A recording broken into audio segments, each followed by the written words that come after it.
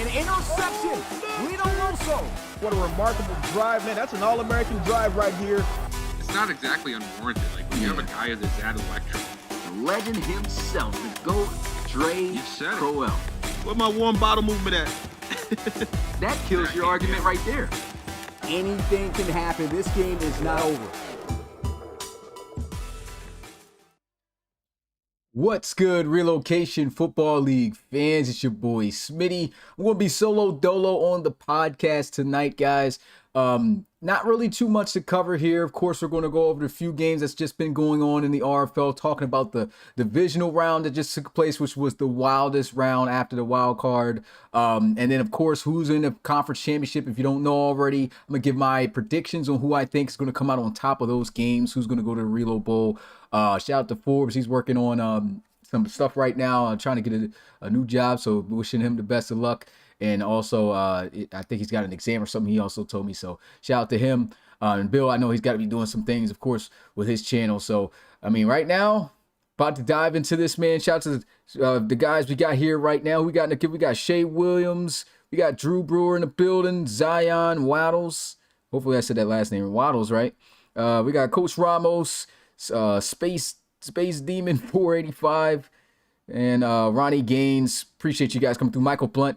Thank you, guys. But yeah, we're going to get into these games. So let's first talk about the divisional round and just how epic those games were. Before I get into that, I mean, am I wrong by saying that this was probably the best divisional games straight up that we've had in RFL history, man? I mean, everything was pretty much competitive. Even the first game I'm about to get into looked like a blowout when it comes to the numbers when we get a look at this Celtic Tigers and Huskies game. But this game was close for majority of its way through, until the end, where you saw Holden Wolf throw 3 consecutive interceptions. So that was the killer for the Huskies, and it was late into the fourth quarter, and he just had a breakdown at the worst moment. His final year, he's going to be playing with the Huskies. Huskies have no intentions on signing back Holden Wolf.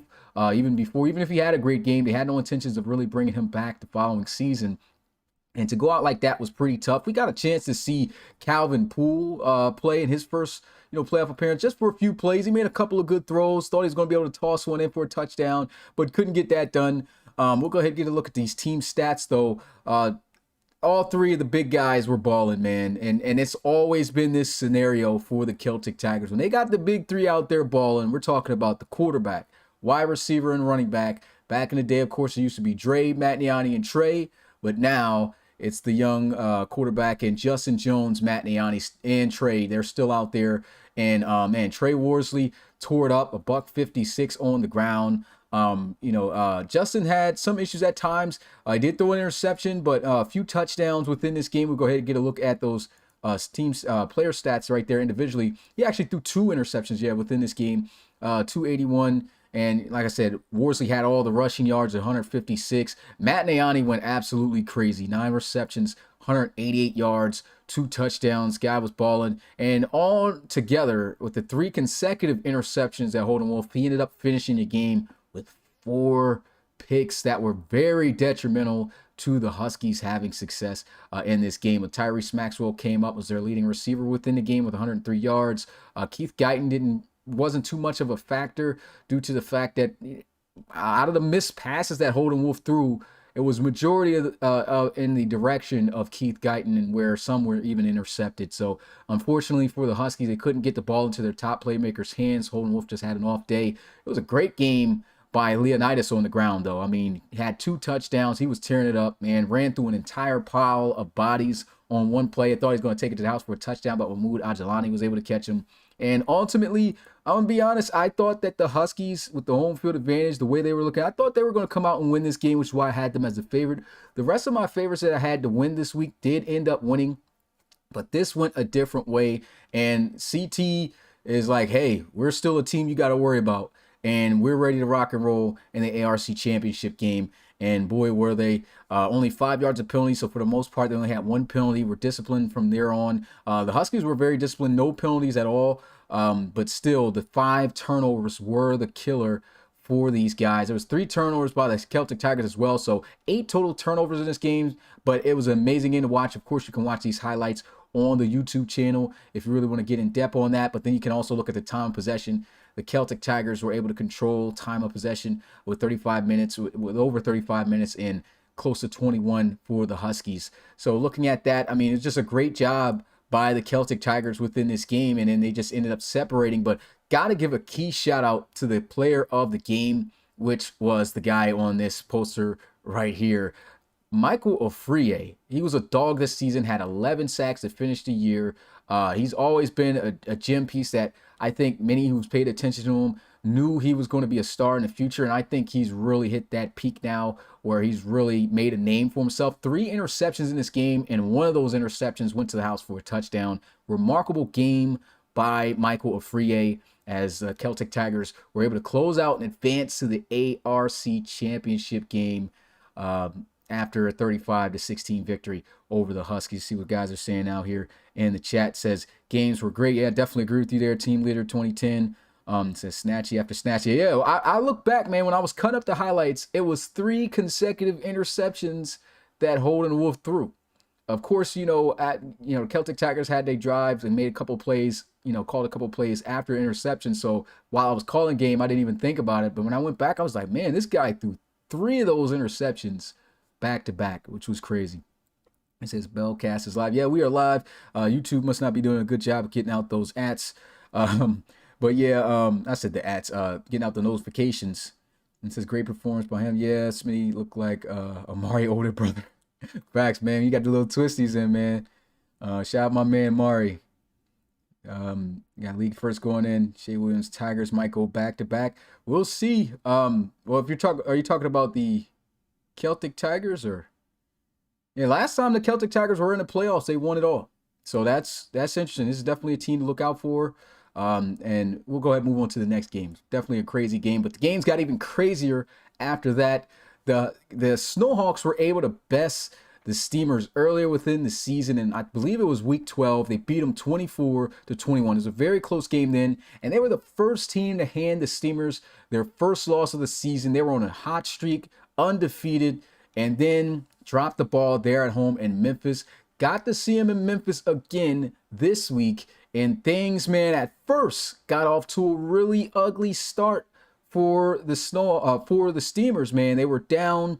Turnovers were happening. Reed Wagner had threw a few interceptions. Things were getting pretty ugly. I'll go ahead and skip over to the player stats here. And yeah, he started out with the 2 interceptions in the first half, and they just really couldn't get anything going. Mir Williams was running hard, but the offense wasn't finding any success. You started seeing Joseph Gilly really get into his groove of things. Players were making plays.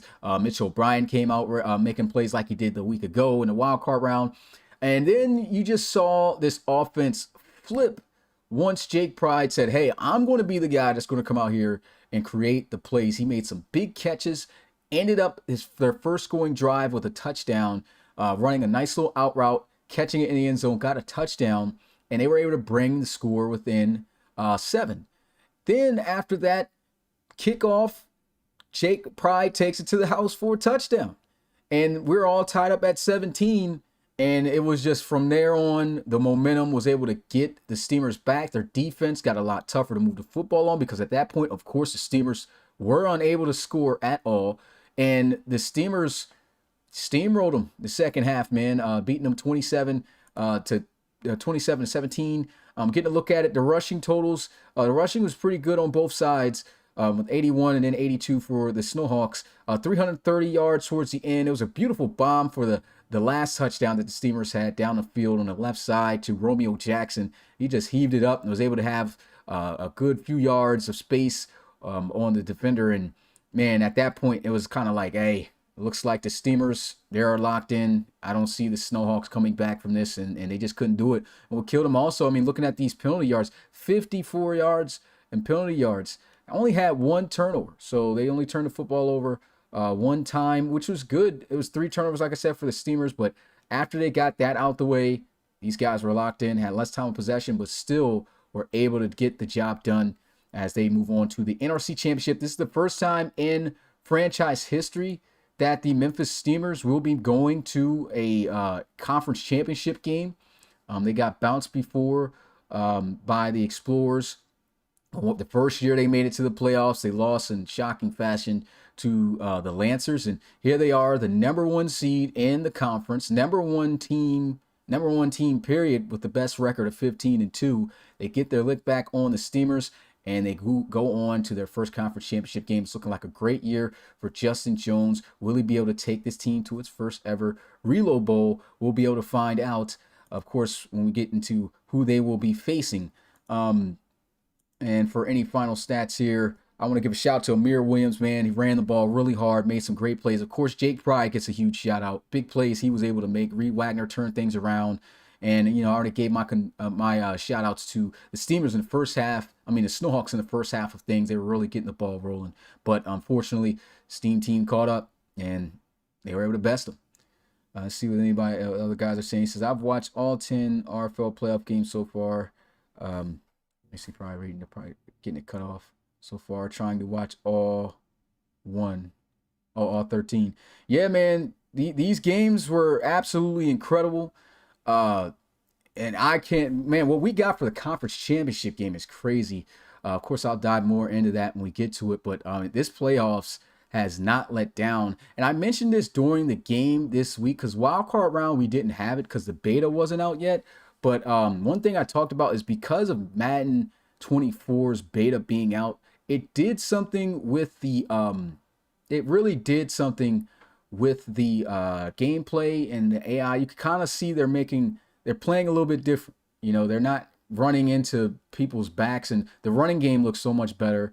The decision making a little bit. The AI looks like it's a little bit cleaner, and it's not as junky as it was looking a little bit throughout the season. And I've had this effects through many seasons of the RFL where I've seen this when that new game was about to release and they had betas out, and you play it at that time and the gameplay is just a little bit different, and it's not really a superstition thing. The games are actually still interlinked, so when they make those changes, it does have its effect on the previous year. So this is a great time that is happening because, I mean, look how the games turned out for us. Absolutely incredible. And it says, what is playoff picture? I'm going to be showing that in a little bit after I recap these games here. Let's go on to the next game. So Celtic Tigers will be seeing the Bulldogs for the third time this season, as the Bulldogs were able to get their revenge in the postseason against the team that knocked them out in the ARC Conference Championship a year ago, the Houston Voyagers. This game was very tight. I mean, it was tied up 16-16, but the Bulldogs defense just proved to be too much. Glenn Hay had a few opportunities to try to put the game away, but unfortunately, the defense was just locked down. The coverage was superb, and he got the ball out there to his receivers. They just could not make the play or get the separation away from the defensive backs. There's a lot of pass breakups. This game is also on the channel right now. It's uploaded with his highlights today. So if you want to go ahead and dive into that, make sure to check that out. But Bulldogs, great win here. We get a look at the stats. Neither team could run the football. Only 35 rushing yards for the Voyagers and 55 for the Bulldogs. The pass game really wasn't there. It was a very good defensive game. Penalties, I would have to say, really, even not just looking at the yards, but if you saw this game, the Voyagers left some points off the board, man, because of penalties. Penalties were the Achilles heel for the Voyagers within this game, and they had a touchdown. Nathaniel Booker, the rookie running back from Florida, gave him a carry, got in the end zone for his first touchdown. That was actually going to give the Voyagers the lead, but then they got called for holding, and so that didn't count. They couldn't find a way to punch it in the end zone, had to settle for a field goal. And so there was a lot of instances where those plays really hurt the Voyagers, and it was really on those key plays that I think really changed the tide, because at first Bulldogs were kind of running away with it. They got up 16-0 on the Voyagers. Then the Voyagers were able to score 16 unanswered points, but like I said, they could have had more on the board if it wasn't for costly penalties and mistakes of discipline. And because they just couldn't stay disciplined, ended up costing them. But they had their opportunities even after the fact to punch it in, but the Bulldogs' defense was just too great. The pass deflections were great. We get a look at the stats. Timmy Merritt, no touchdowns for either quarterback within this game. The pass game was just about still non-existent. The defenses on both sides really came up, made some great plays. And there's really nothing, no particular player and for me to shout out here, except for the fact that the defenses, right? And the outside corners, Isaac Lockhart was balling. Jacoby Haskins, who I was calling Lockhart on a couple of those plays during the game, he was snapping with some of those pass deflections. And of course, Eric Tiller, Shaquille Tiller, they were just straps on the outside. This goes back to what I said earlier within the season. They just don't have that same receiving core. Like when Douglas Drayton was there, he was just another it factor. I just felt like the wide receiving core, even though they did a good job this year, just still wasn't at that same level without that type of talent. And Michael Hendricks, he made a couple catches within the game, but there still really wasn't anything going there. Nacho Cheese was making a majority of the big plays. You can see here, led the team with 8 catches, 87 yards. He was making some big plays, but they just did not have those elite caliber wide receivers to match up against those corners on the outside. And in the end, they ended up, just being unable to make the plays. So you just got to give it to the Bulldogs and the way their roster is just put together and the players that they have, as they were able to, to strap up at the key moments. They had two, like I said, Voyagers had 2 opportunities to try to move down the field. They couldn't get it done. I think it was a turnover that happened. Yeah, turnover happened. Then you saw the Bulldogs get stopped by the Voyagers defense that gave them another chance. They kicked the field goal, and that's when they went up 22-16. And it was on, I was going to say, it was on Hay to move them down the field to try to win the game, and he just couldn't do it. So shout out to the Bulldogs going to the ARC championship game. And finally, the game of the week, the best game of the playoffs so far. There's nothing like a good old Thunderbirds versus Explorers rivalry. Best rivalry in the RFL by far, and the game showed you exactly why. These guys split each other earlier within the season. First game, it was the Thunderbirds who were able to get a pretty sound victory over the Explorers. Then the second game, the Explorers got a sound victory over them. Then this game was the first game in the playoffs this year to go into OT for a 5th quarter.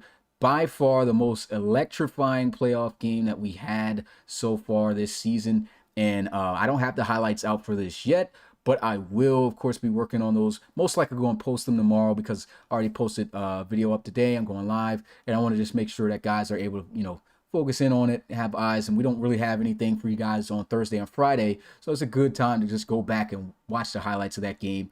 I recommend watching the full game because it was just incredible. But the Thunderbirds, man, they get it done. They lost to the Explorers at home, but they find a way to get it done here. The second time, they said they were not going to lose for a second time in their house. A key injury we talked about, it's always an injury, because I can talk about this for the last time. The first time these guys met in the playoffs, it was an injury to it was an injury, I believe, to I think it was Worrell. No, when these guys met in the playoffs before, it was definitely LC3. LC3 was gone. He got injured, and then the Explorers were able to win. Then they meet this time, and here we are.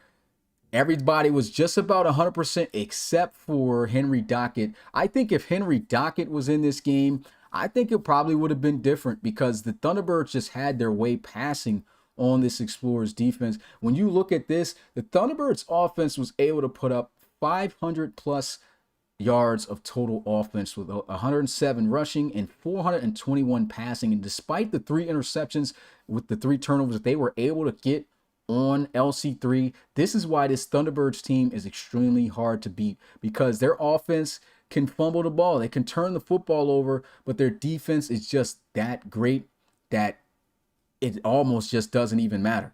And these guys able to be 100%. They did not have any penalties. The turnovers killed them, but they didn't have any penalties. There's one for the Explorers that cost them just 5 yards. So really both teams were disciplined in this game, and the Explorers didn't even turn the football over one time.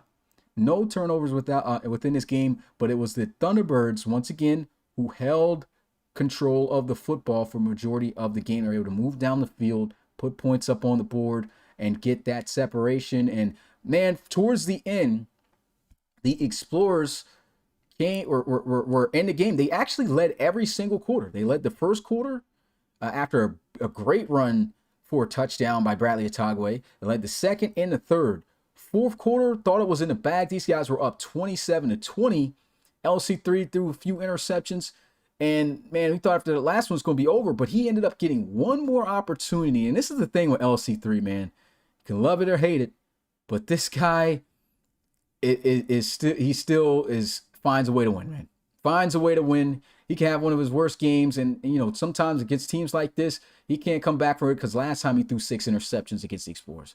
He threw 3 in this one with 2 in regulation, but when the game was on the line and it mattered most, he and Devontae Sharkley were connecting for big receptions. London Lions made underrated, I'd have to say, big catch of the game. Of course, that got overshadowed by the touchdown to send him into overtime by Devontae Sharkley. But it was a throw down the field on the left side where the coverage was good, but London Lions was just better. And if you had Henry Dockett in that situation on that side of the field, I think the outcome is different. But they did not have him there. Marquez Ray was on the outside. He was not able to go up there with London Lions. Got bagged. It was a crucial reception on a 3rd and long situation. And with that catch, the momentum just was going up. And LC3 drove him down the field with his arm, threw a beautiful slant pass off the back of the linebacker for the touchdown. Devontae Sharkley held on to it in double coverage, and they were able to send it into overtime. They got it. They got a possession. They had a possession, man, and they had the first possession of the game. Of course, at first I thought that it was still regular rules where if you score a touchdown, you just win. But playoff rules, they were letting me know in the chat that, hey, this is not the same if the other team does get a chance to score as well, even if they score a touchdown. So I was like, okay, that's cool. And they said that was in Madden. LC3 was moving down the field, throws an interception. At that point, we're like, man, I think that's game. Tried the wrong guy. Chamberlain able to cut in on Devontae Sharkley with an interception while he tried to run a dig. And from that play, thought that most likely would be it. All the Explorers had to do, move down the field, kick a field goal, win the game. But they came out, they ran the football 2 times in hopes of getting some kind of yardage. Didn't work for them. And then the third play, the Thunderbirds were able to get the stop. They got the football back. And then we saw Juan Chaney come down with a crazy catch. It wasn't a crazy catch. He was just wide open on a flag route. And LC3 just threw it down the field. He was open. He dropped a few big crucial passes that were thrown his way earlier within the game, but he came up with the biggest catch right there, the game to get him in field goal range. Had a couple runs. Then after the runs, he was able to get their kicker, Adrian Brunell, who was the former Kicker of the Year award name. And this guy has been a great kicker in the RFL. And of course, with a chip shot like that from the right hash, I mean, he had no problem. Knocked it through, and the Thunderbirds win it 30-27 to go on to the NRC Championship. Amazing game. Absolutely incredible games we had in the divisional round, guys. Let's see what guys have to say in the chat here. See guys saying flying high, cheese was loose. I was talking about that Bulldogs game. Yeah. They say what's up? So what's going on? Seamus Davy Fitzpatrick. Always get caught up on your name. So we lost. You'll have to find another big bad. It was war. Yeah. So yeah, every time they met, it was always a key loss with the Thunderbirds and the Explorers. Warrell was missing the first meeting. LC3 was missing the second meeting. And then in this one, it was Henry Dockett. So it'd be great to see these guys getting this type of, performance again, or in this stage again, and actually be 100%, because that's usually, when you just see 2 great teams at their best competing, trying to see what goes on with that. But yeah, so now let's go ahead and get a look at the bracket. So this was the road to the conference championship currently. And these are our games, man. London Bulldogs and the Celtic Tigers facing each other for the 3rd time this season. Absolutely incredible matchup. They split each other this year, just like the Thunderbirds and the Explorers game. So, I mean, it's just so much behind these games. And then you have the Steamers and the Thunderbirds, who also played each other this year, where the Thunderbirds were at their worst point with 3 severe injuries. And so now they are going to be 100% healthy. Hopefully, you never know what goes on in practice, but 100% healthy more than likely, and the Steamers are going to face them full strength.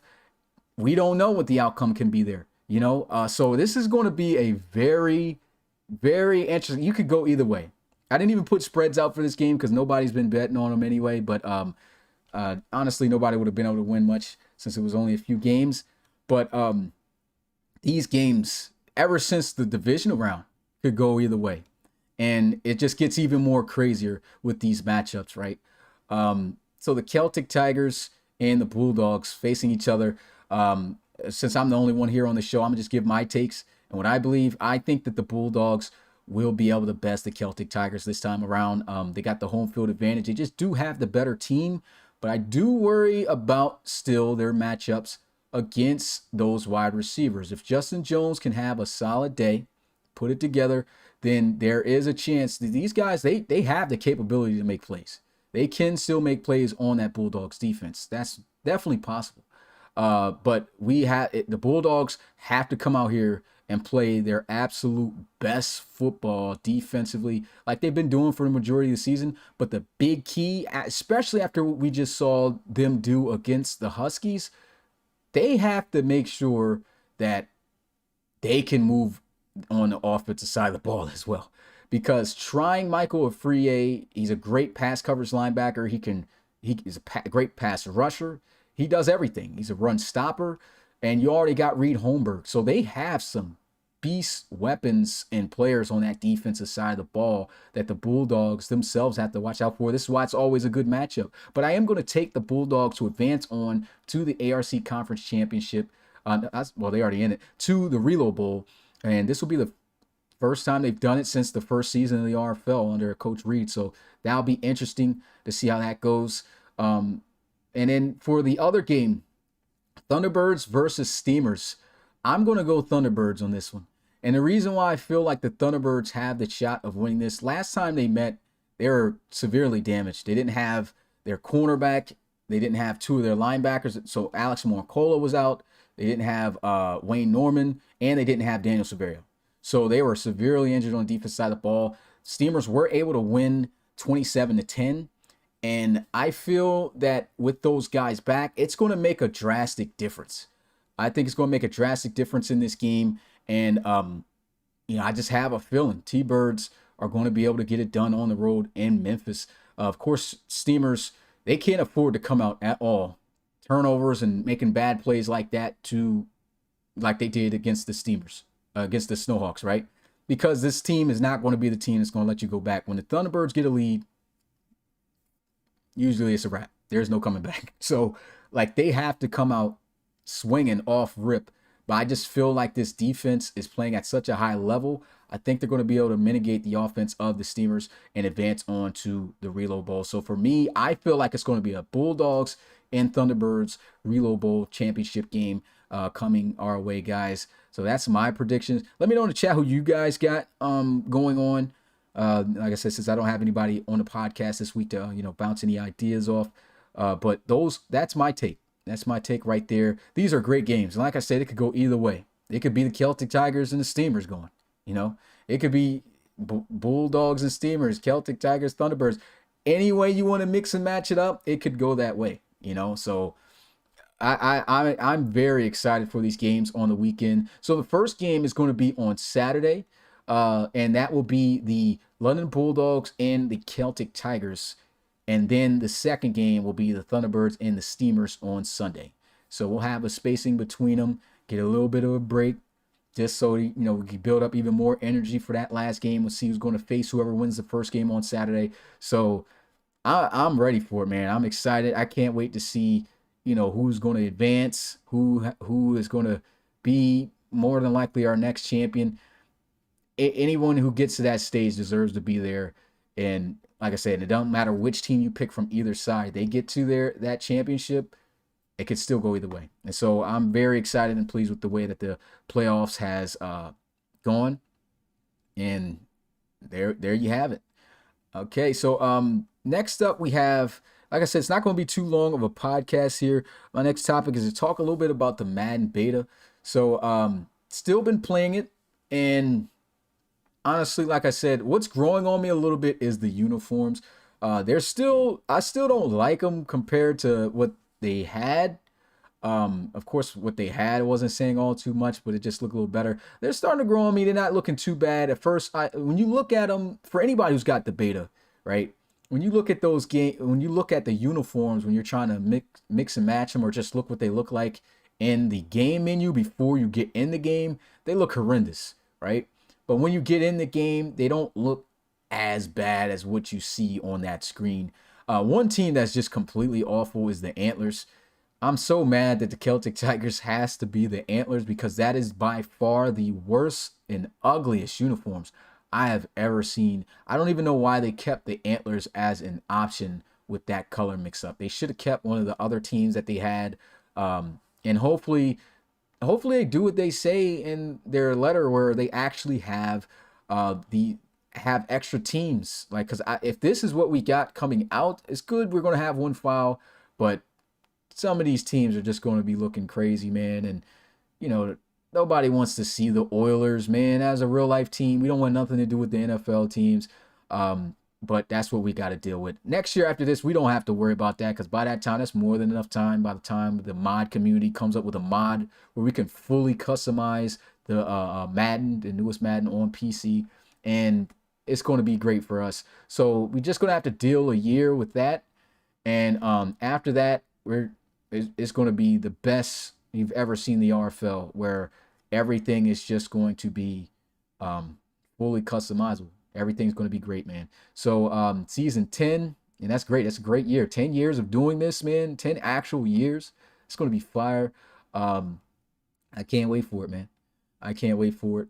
And then as for the gameplay, I'm liking the gameplay, man. The way that the wide receivers are interacting with the defensive backs, you're going to get a lot of different catch animations for season 9, man. And even playing the game, the game's had enough improvements, in my opinion, that I enjoy playing it now.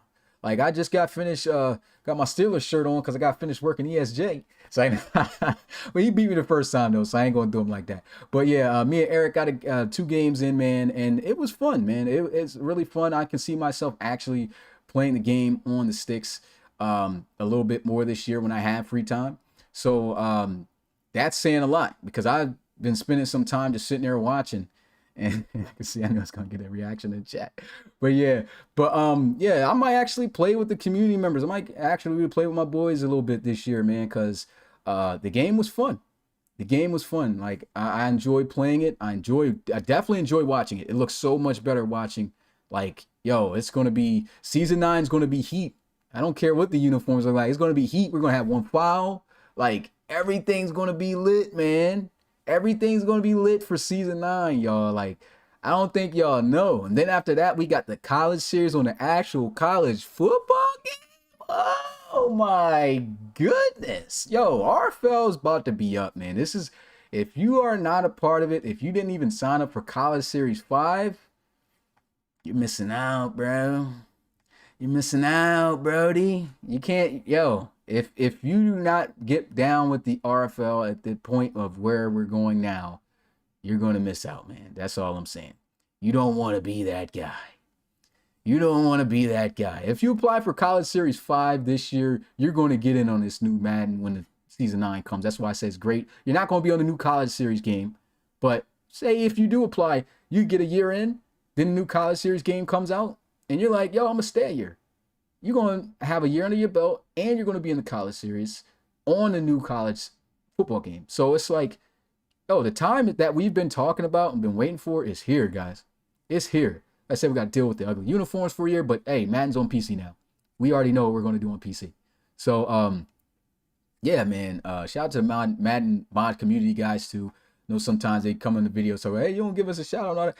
I'm like, hey, man, you know, when you're in the mood of making videos and you're doing all this stuff, man, you know, you're just doing your thing. But I still got to give a shout out for the guys for being able to make the mod and do the stuff that, you know, allow us to be able to make the college series as entertaining as it is. So got to give those guys a shout out. And I can't wait to see what they do when this game releases and it's on PC. I just know they're going to have it fully customizable. And I think EA knows that guys are going to roll with that. They got some guys. I think they hired some guys from the mod community, or at least got them under their wing to, you know, help them with the what the community wants or what to adjust or whatever it is. I've heard rumors of that. So that's great. RFL is right where we need it, guys. Like literally, right where we need it to be. And you want to make sure you're part of that, man. Sign up for the college series today. I don't have the oh, I think I do have. Oh, I deleted.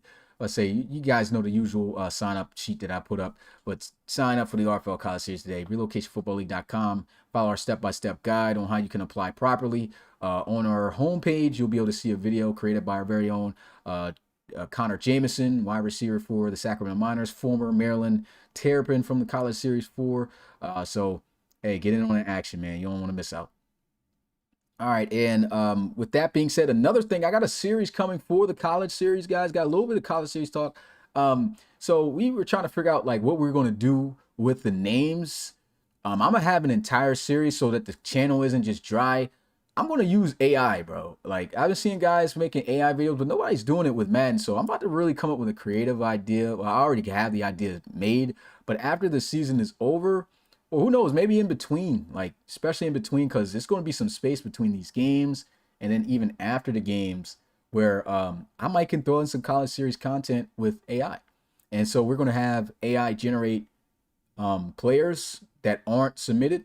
Well, I do have to hold off because I have to figure out where the actual players are going, like the guys who submitted. So I do have to hold off on that, but that is coming in the future. It's going to be a great series. Once I figure out where guys are going to go, I might open up the transfer portal and all that stuff coming up this week. So prepare for all of that, guys. Be talking with my front office guys maybe today or tomorrow about that, and we'll devise a plan and see what goes on. And we'll see where it goes, man. So college series dudes, better start getting active, man. Your time is coming. Your time is coming. See Austin Bradley. Yeah, Mix is not with us no more. Yeah, he's not on a podcast or calling games anymore. So that's the situation, from some weeks ago. But yeah, me and Mix, we talk things out though at towards the end. Just want to make sure that guys know isn't no ill will between us two or anything like that.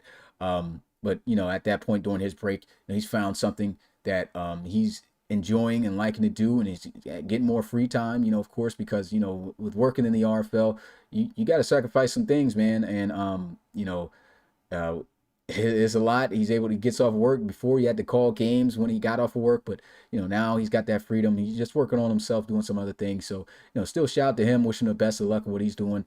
But there's no nothing between me and him. That's still my boy, man. It's still Brody. We had our words, but it is what it is. That's what brothers do, man. They verbally fight, they argue, and at the end of the day, still brothers. So yeah, but he's not going to be with us moving forward. Yeah, just want to make sure I got that out. And I think I've touched on everything I needed to. Let me see. Creating AI. Oh yeah, I'm about to do the fun facts with Pat. So if you're a fan thinking about making a player, go offensive line. Yeah, it's a tough ask, man, because you can only submit one player, and I'm not giving nobody a pass to submit a lineman, then submit something else just because we need linemen. Generics are good linemen too. So if you submit a lineman, just know that you gotta be that lineman, man, for your career. You can't create more than one player. If you do, and we find out, you get banned from ever making a player, and you don't want to be on that list. But yeah, that's it. Let me go ahead and get into fun facts with Pat.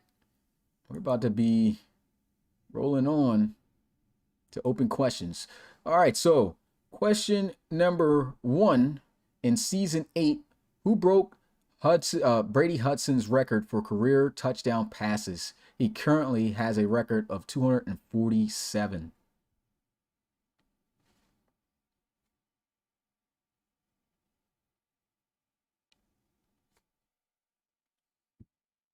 Go ahead, move this over. Not seeing it yet.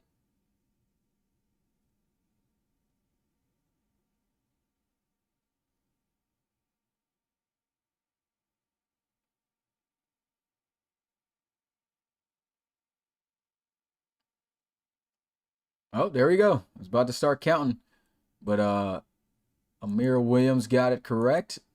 That's good. You can get some reloads because you're still in the playoffs, boy. Oh, we got to open up. I got to talk with Forbes. We got to, playoff players are able to use one more upgrade if they have space for it. But Glenn Hay is surpassed Brady Hudson's record as he's at up to 247. You can see Reed Wagner closely behind with 245, and we know Reed Wagner throws them touchdowns, but Holden Wolf has been throwing those touchdowns too. I've been moving this stuff around, my eyes all over the place, but yeah, he's been throwing those touchdowns too. Finished the season with 40.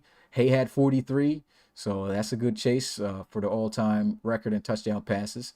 All right, question number 2. In season 8, who passed Craig Chapman to become the leader in career interceptions?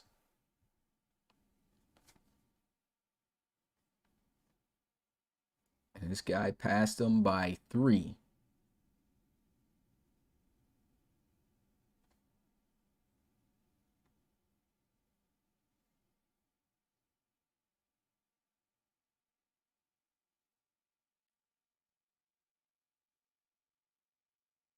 Not seeing any takers on this one. 10, 9, 8, 7, 6, 5, 4. Oh, you got it. Amir on the roll. Rashad Chamberlain. 38 interceptions on his career. Lynn Mayberry's got 37. He's second. And then Craig Chapman, who was on top, now has 35 as third. All right, question number 3, excuse me. The last time the Thunderbirds played the Steamers, who led all players with 18 tackles? We had 18 tackles in that game. It should be fairly quick to find or to know if you were there and paid attention and can remember.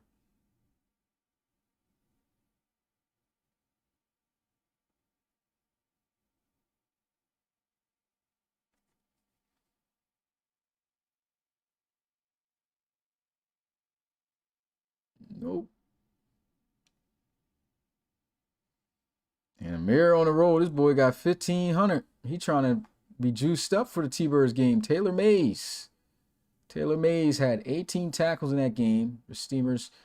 So Taylor Mays, yep. Steamers, Jaron Gray, the Thunderbirds had 17 tackles. So there was a lot of tackling going on in that Week 13 matchup. All right, and then the final question. There are 3 running backs with over 10,000 career rushing yards. Worsley is one. Who are the other 2? And they just passed it. Really.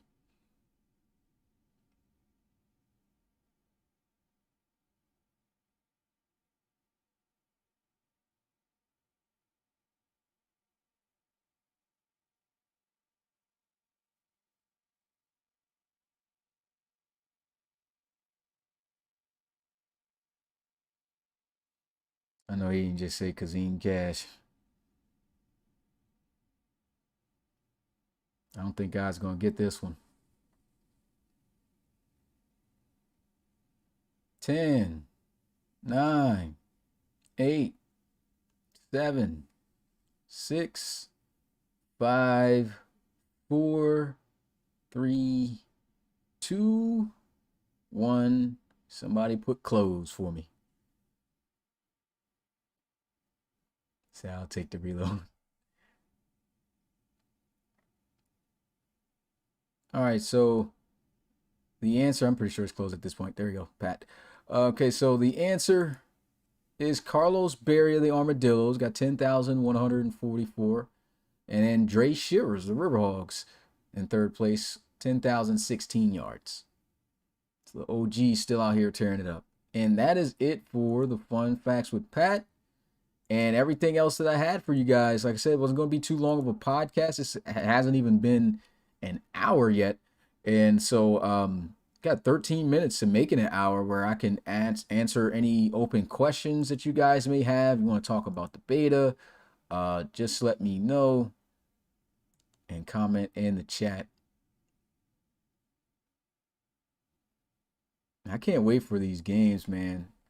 We got 3 more, well, technically 4 more games left of the RFL season, man. Conference championship game, Pro Bowl and a Relo Bowl. I know guys was asking about the Pro Bowl rosters. The Pro Bowl rosters we'll learn in next week's podcast because it happens after the conference championship games. So that's where we can announce who made it and make posts and everything else about it.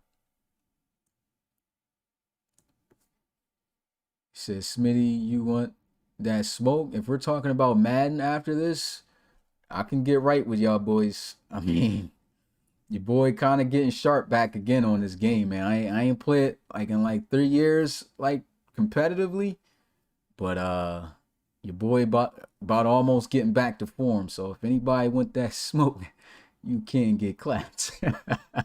What Lito's post he always posts? If I want that smoke, you can get clapped, man. And put the pause on that. But yeah. Okay, let's read some of these questions. It says our game is at Sunday 8 p.m. right? Yep, it's at Sunday at 8. Do you think JJ will pass Crowell?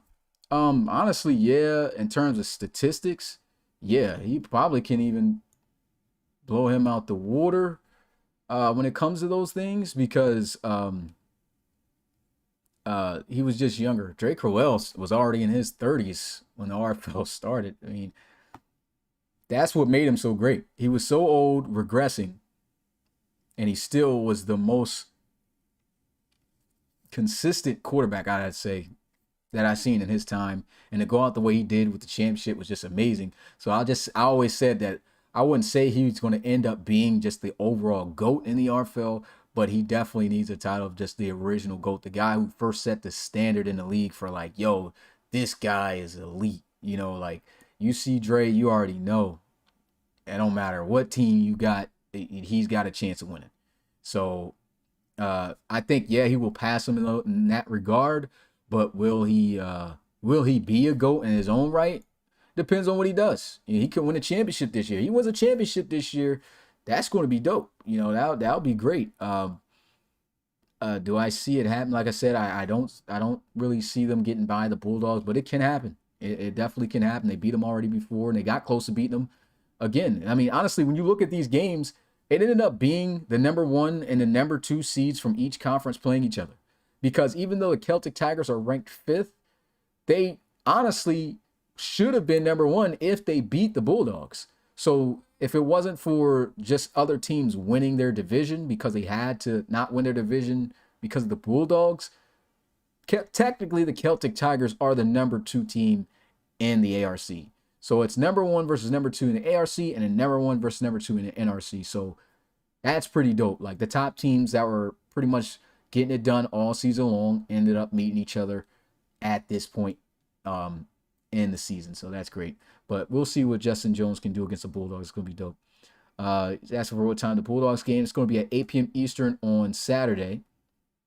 So tune in for that. He says, can we do a CS5 schedule release podcast? Cool. Not really, because honestly, I know you guys submitted the schedule stuff, but I haven't had the time to really look into that because I've been focusing on just the RFL stuff in general. So that will come. That will be a podcast. I'm sure of that. I still don't know it. Like I said, I haven't looked into it enough to see like how I'm going to go about it, who's I'm going to take between, you know, yours and Pecans. I just want to make sure it's a good schedule and it's not just something where it's just like, oh, I just want to see this matchup and it don't make sense and stuff. I'm gonna really check through it all when I get the time. But as of right now, since the RFL season's still going on, I have not paid attention to any of that, and probably won't until the season's over. So that you guys could tune in with me after the fact, you know, after the Relo Bowl and stuff like that. But in the meantime, you know, I'm just focused on finishing this season out and probably coming up with that season for the college series and stuff like that. But I'll get into it. He said, who's the best defensive player left in the playoffs in your opinion? Not basing it on off this year. So this is all around you're asking, Q?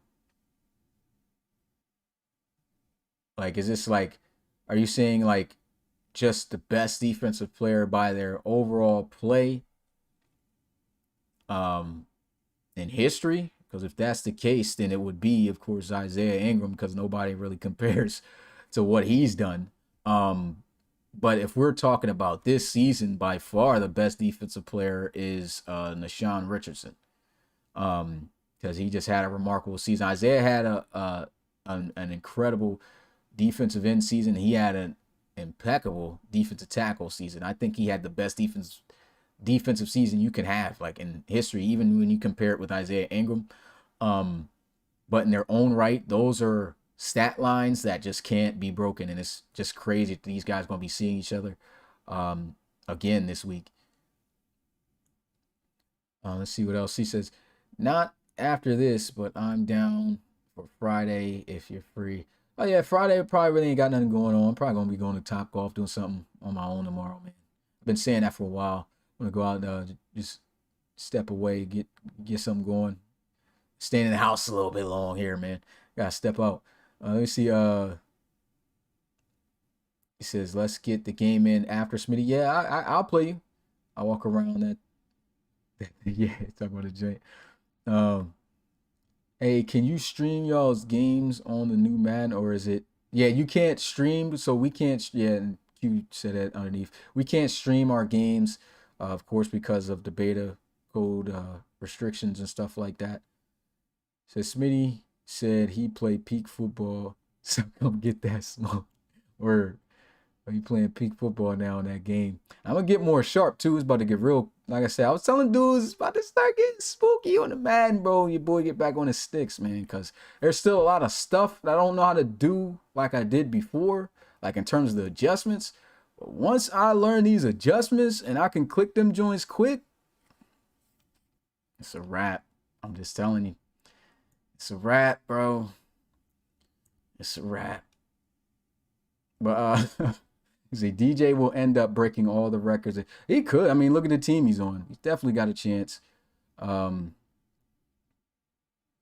he definitely got a chance to do that. And that's why we got to fix like the salary cap, bro. We got, and the cool thing about the RFL is even though we got stacked teams, I mean, we've never had a team win back-to-back. We only have one team go back-to-back reloads, but only won one of them, which was the Thunderbirds back in season 3. They won, and in season 4 they got there and then lost narrowly by the Huskies, 34-31.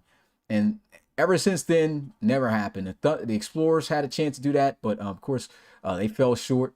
So even with these stacked teams, still, like, that's what I love about the league, is that we really still don't have teams that are, that are just,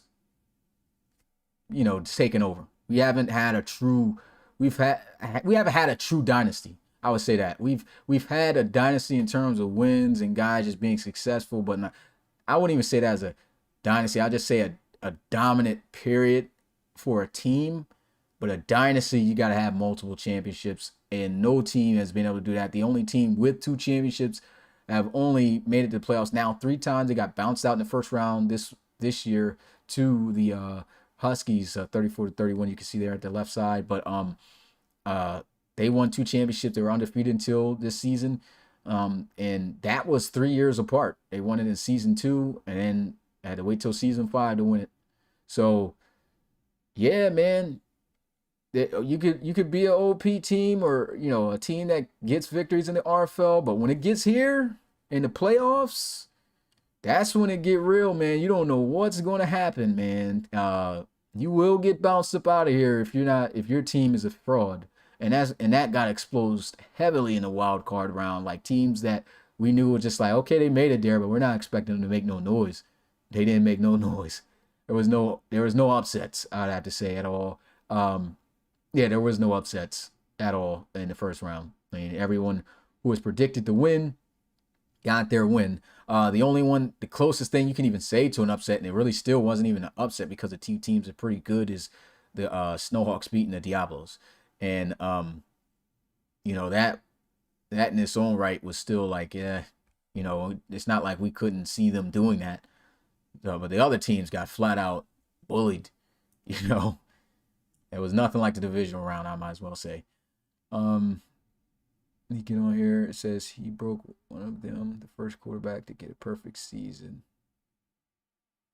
Yeah, he was the first quarterback, definitely get a perfect season, and ain't get his first loss until this season, man. Said I don't know what college team to root for.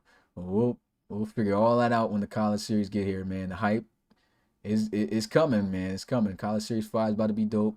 Shout out to C Beazle, man. He's getting some time. He's gotten some time. He's working on graphics for me. Like I know I've been hiring other designers for a couple of graphics, and I still be making most, some of my own. But like for the graphics that I have been posting up on our social medias, I got a couple, designers to get some good graphics. But I always liked the way that Beazle designed. Like his look for the league was always fire, man. Like.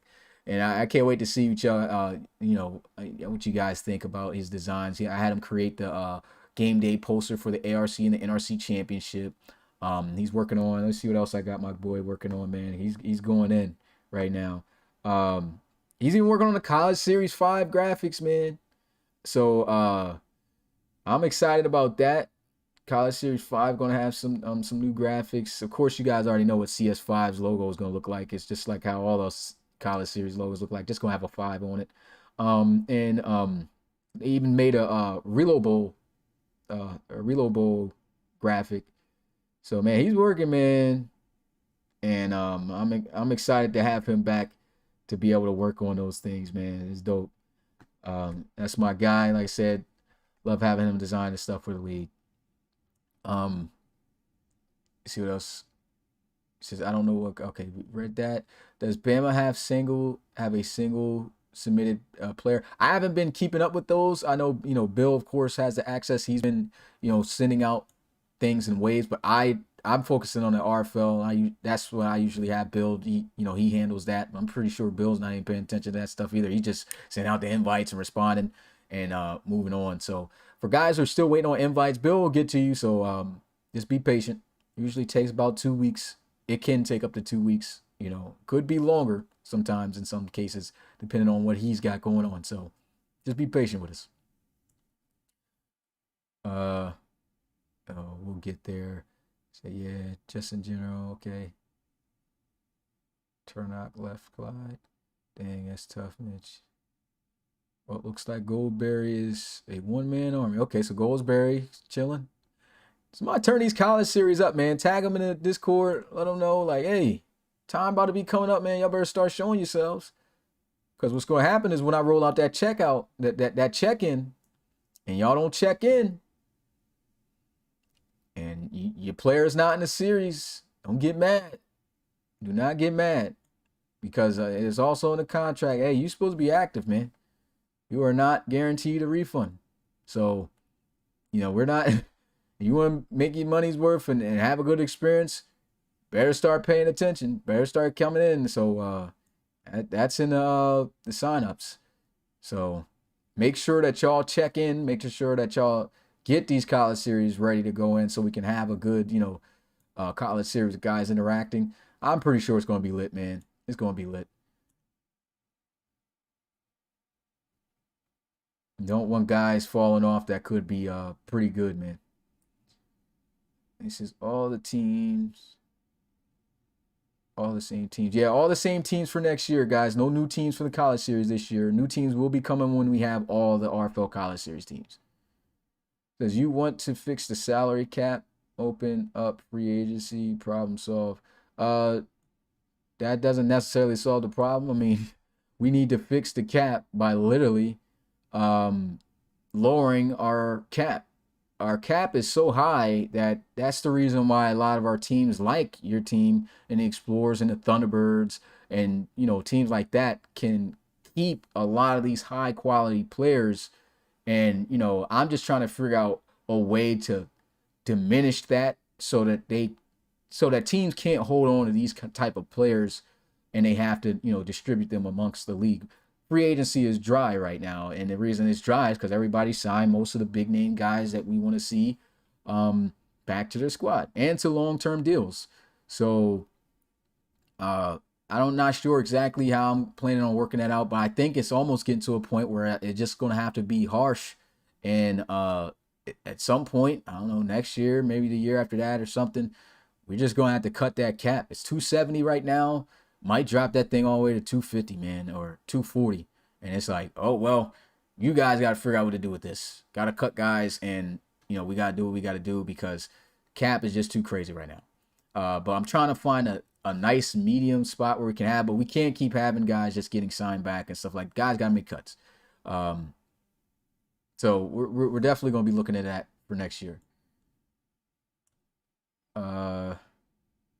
PT, what happened to the Marshals? The Marshals got replaced by the Wizards. I don't know why they ever took them out. He said there is no clear dominant team in the RFL. We tried. Desperados know all about that. Definitely. I think he's talking about the frauds that could make it to the playoffs. Solo Dolo Smith, yes, sir. Out here getting through it. To the Marshals, yeah, he told him about that. Being frauds and getting bounced. Yep. Need no more QBs in the college series. Hopefully not, man. And I hope that your college series guys know that are coming in that are new. Like, you got another fee to pay because it's not just 15 for quarterback that is also in writing on the sign up. If you're creating a quarterback, you have to pay another extra $30 because the actual fee for it is $45. We didn't want to create two separate things and confuse y'all even more. So instead, we just like, okay, well, you can sign up, pay the 15 when you sign up, but you have to pay the extra $30 in order to instate your player in for that year because quarterback fees are $45 because we don't want many quarterbacks getting submitted anymore. So, yeah. I hope you guys know about that. If not, and you're not able to pay, then I'm going to have to ask you to change your position or something. You paid the 15, can't be a quarterback, but and that was in there. That's also like you, again, not refundable. So he says, would you give the RFL a custom song like you did the college series? I've been thinking about it. The college series song is dope, man. I'm still rolling with that. Like, had my little brother rap on that joint, man. Like, my little brother made the beat. Like, it was just me and my bros just came together, built that. It was fire, man. I would like for the RFL, though, to have a theme song that's kind of like orchestral, like the NFL. If we could get something like that, that would be kind of dope. I wouldn't want the RFL technically to have a song with words. I would like it to have something like when you hear it, like how people be coming, like dudes be coming to the living room when their wife be playing the instrumental. I want something like that. You know what I mean? A Dave, who's the guy who be making the all the fire NFL themes? David something. He's a beast. But of course, you're not gonna find nobody like him. That dude literally made all the Heat tracks for the NFL. Like, I just went through, their tracks some time ago, and I was just like, man, this guy made all of these. We need somebody like that. Probably would cost a pretty penny to get something like that made for us. Really hope we can get past CT for the last time this year to get to the chip. We'll see.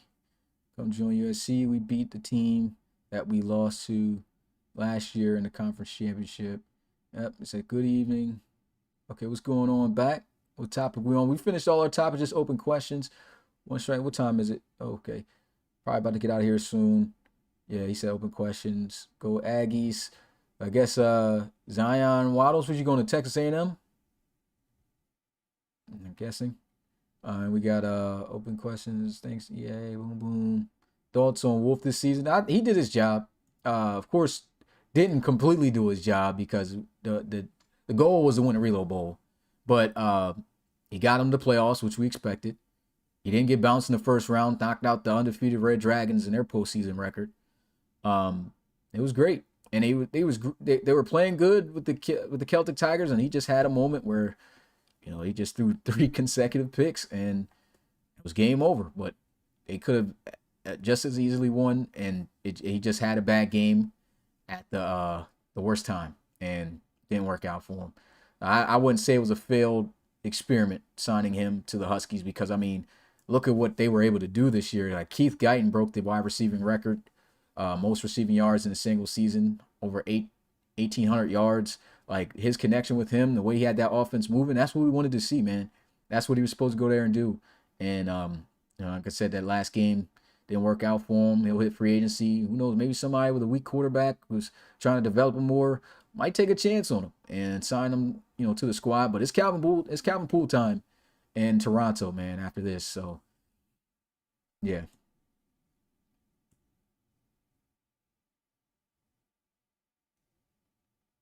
So yeah, but it'll catch up because the players are progressing too quickly. The pay will go crazy for each guy. Second contracts are going to be insane. May want to evaluate in a year.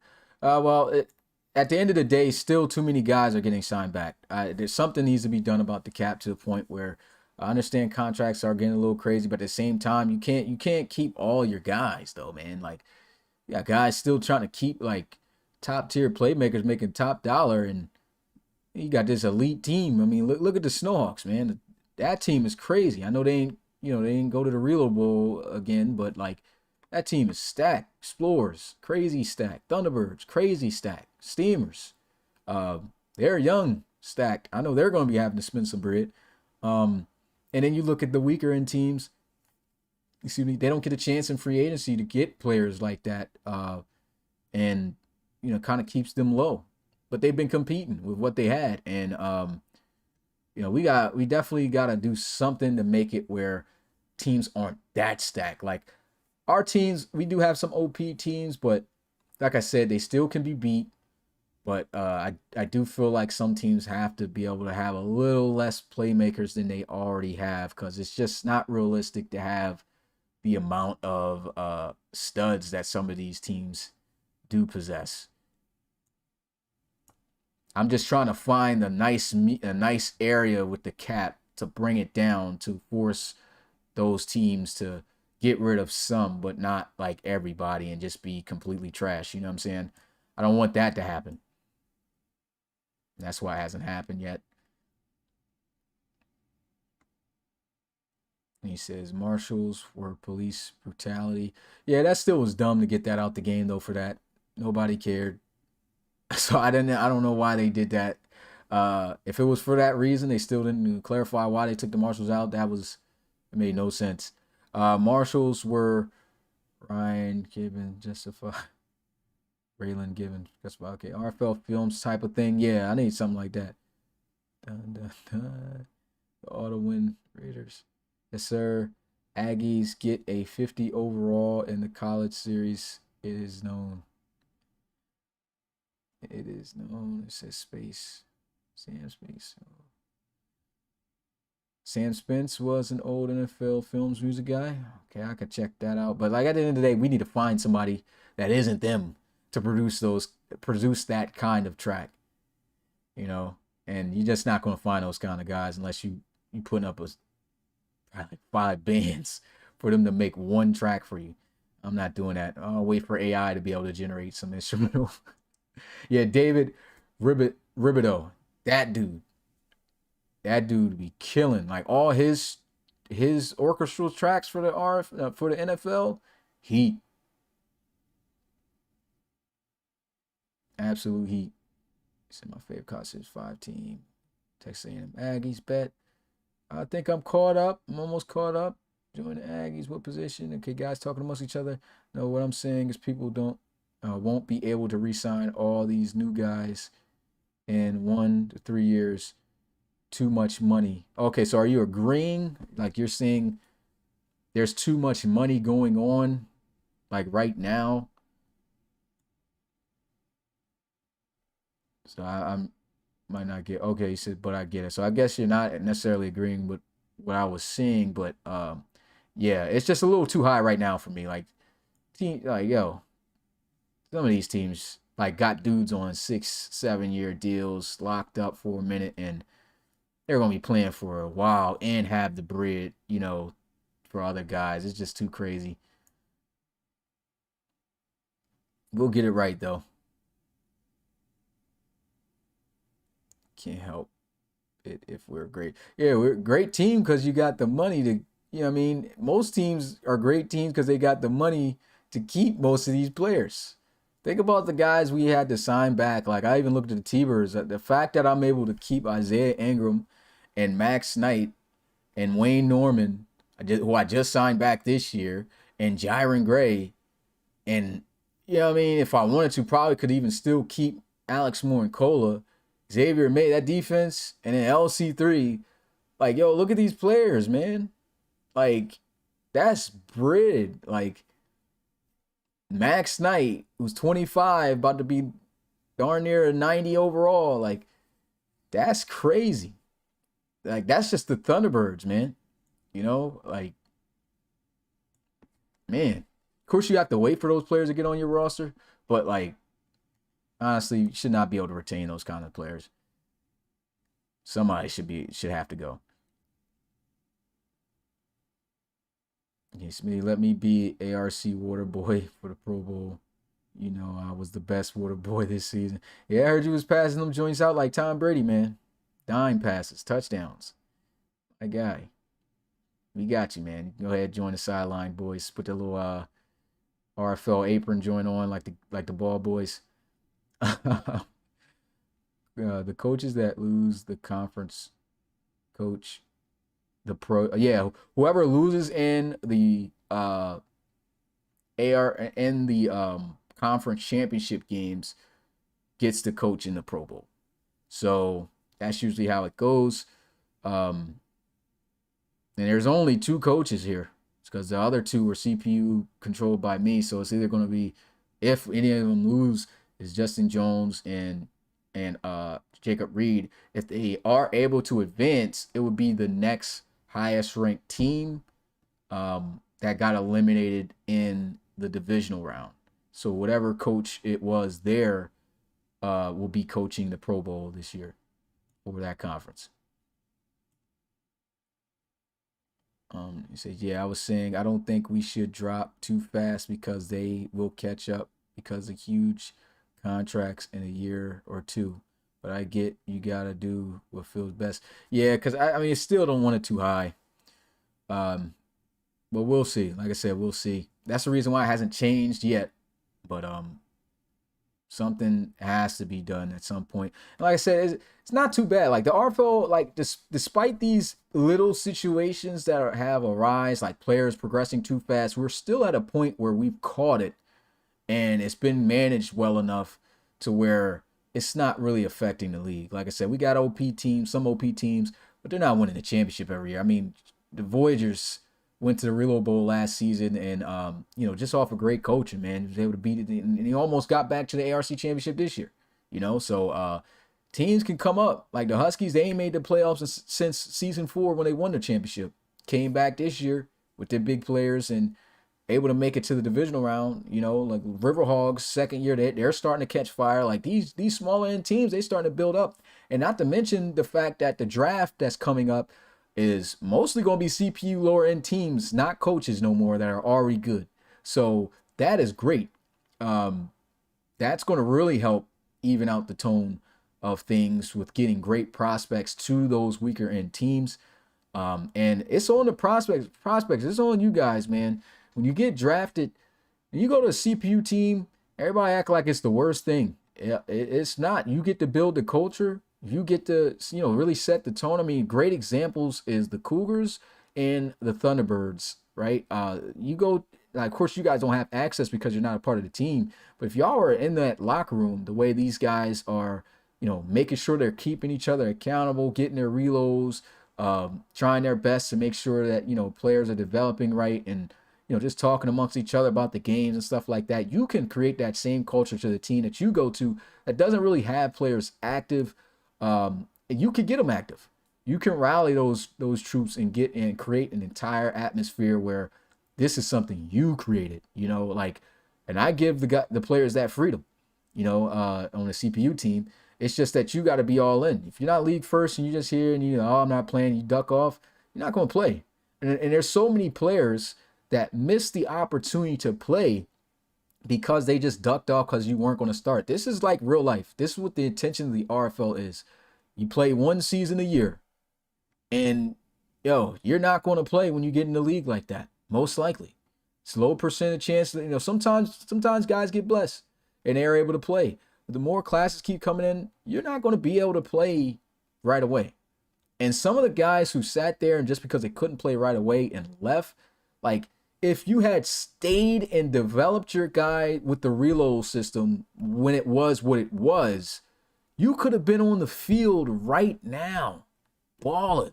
Like, literally, I'm looking at so many CPU teams with players where I'm just like, yo, if this guy had just stayed, he'd be on the field right now tearing it up. But I'm not gonna dev you up. I'm not gonna put you on the field. You're not doing anything, So you guys have to step up as players and make your player ball. I will eventually get that player on the field, but you're talking about some years when you could have been on the field much faster if you had just actually, participated the way you were supposed to.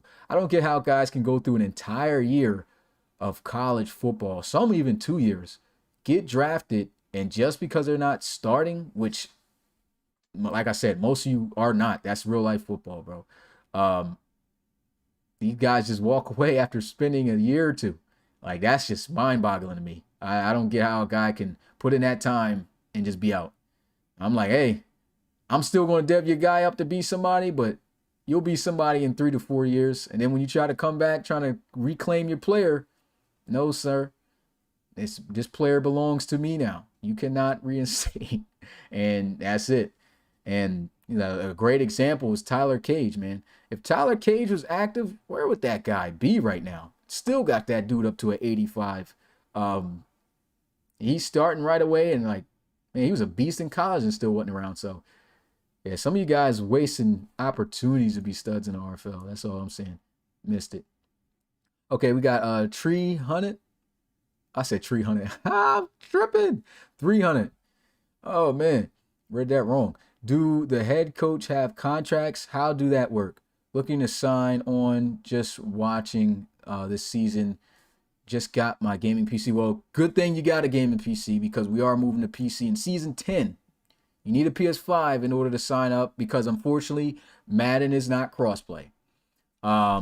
It's crossplay, but it's not crossplay via franchise. So I wish I could have opened it up for all platform players to play, but I can't until they add that in the game. So you have to have a PlayStation 5 in order to sign up. You have to also know there's fees. Like this is not a league you just sign up for and you're coaching. No, coach fees $50 a month. All right, you got to pay $50 a month because that's what help funds the league. And I don't do all this work not to get paid to keep the league going. You know what I'm saying? Like I've built a reputation up for 8 years now, putting in grinding work. And, most leagues is ×3 more than that fee a month, period. So you have to see, do you have the funds to be a coach? Do you have a PS5? And then you have to pass our process of being accepted, where you get interviewed by me and my front office members, and we just check to see if you know how to handle a team. We'll ask you some questions to see how much you know about Madden. If you got to know some stuff about Madden, you got to know a little bit about the RFL as well. So it's good that you're watching games. You have to know what teams you'd be interested in coaching. And then, I'm going to ask you some questions on if you were hired today, how would you manage a team? What would you go about this situation that they're currently in? And I'm just pretty much going to gauge, and then we keep you up to date on a little bit of the rules about the league where, we'll ask you we'll tell you, okay, this is how the league operates. Are you cool with that? Because we want to make sure that dudes are doing because if you're not cool with it, then the interview's just going to stop. It's just going to be well, you got to be able to do this. You know what I mean? So we're gonna run you through some gauntlets of some questions. It ain't that bad. You just gotta if you know your stuff, you should be good. But that's pretty much how the process goes. And if you pass that, I'm gonna be in your inbox. I'm gonna ask you. I'm like, hey, I'm willing to have you on, and you'll be accepted right away. If you are accepted though, the first draft that you are a part of, you will not be able to participate in because I want my coaches to be able to really know their team beforehand before I give them the complete reins over it in terms of that. And don't worry about the draft or me drafting for you because you can ask Q in the chat right now. You're going to get some fire players, bro, especially if I'm drafted for you. You're definitely going to get fire players. But after that, then I'll leave it over to you where, okay, I brought in these players for you. you just coach that season, and then you get to take over the next draft. So that's how it goes. I'm definitely going to be pushing because we haven't advertised for guys to join as coaches for a while now. So I think we're going to definitely be pushing that home just to get a couple more guys in here. We've got some great coaches right now, that's been here for a little minute, been doing their due diligence and, managing their teams and stuff like that. Thought I was going to have to drop a couple guys off, but wasn't the case.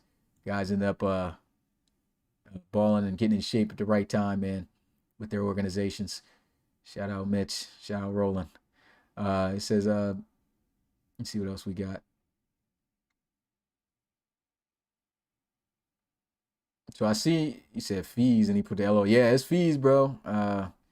Gotta be able to gotta be able to keep up with the league maintenance, man, because like I said, that's what these leagues are getting down to. You know what I'm saying? Like, we put in a lot of work, and especially with me, this is pretty much my job, and so if I can manage the teams, you know what I'm saying? If you're gonna come in, you got to be able to put in for the league to be able to keep doing what we're doing. You know what I'm saying? So it helps out. Trust me, the money helps out the league a lot. So that's why you have to pay. Definitely wouldn't be doing this for free. Like, I built up the reputation enough to the point where it's just like, nah. I remember I used to charge coaches $10 a month, and that was just outrageous. My mom actually came to me and was just like, yo, you're tripping. You doing all this, and you got dudes paying $10. She was hot. She's the one that had me raise the price up. But yeah.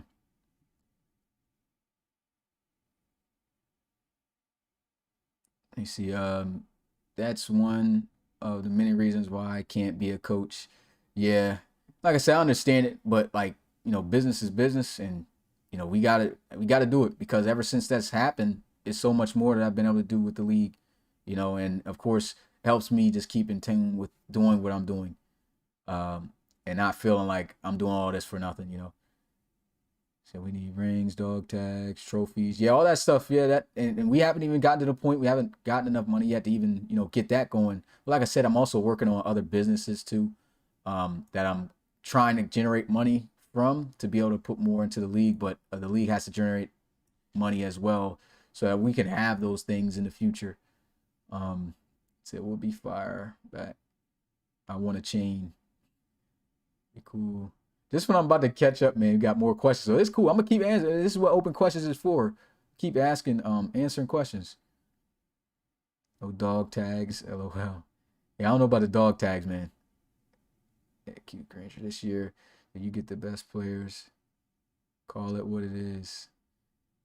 Yeah, I mean, yeah. If I'm drafted for a CPU team, man, like, I'm the one who has to create the class, like, so I'm not gonna miss if if I'm with the CPU players. Like, it's still challenging though. Guys think it's still easy because, like, when you have coaches there, it's gonna be a lot more easier though for me, since I'm actually in the front now.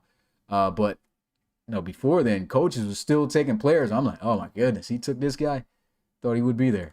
I still have to wait to see what the other coaches choose. But if it's a CPU team, and no coaches will be out here trying to pull that card. I mean, you guys got crazy advantage over CPU teams.